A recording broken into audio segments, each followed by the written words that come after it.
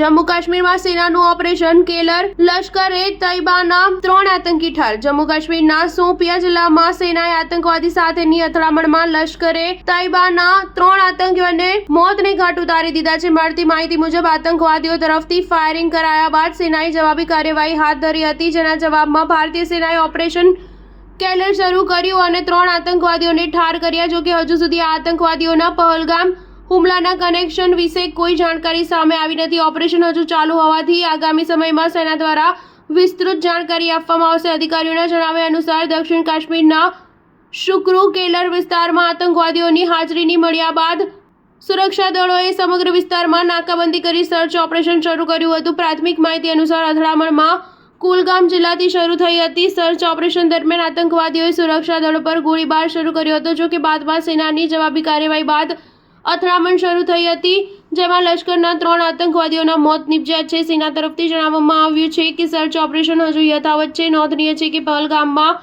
22 એપ્રિલે થયેલા આતંકવાદી હુમલામાં 26 લોકોના મોત બાદથી સુરક્ષા દળોએ દક્ષિણ કાશ્મીરમાં શોધખોળ શરૂ કરી છે। સ્ટાર ન્યૂઝ 7 હંમેશા સચ્ચાઈની સાથે।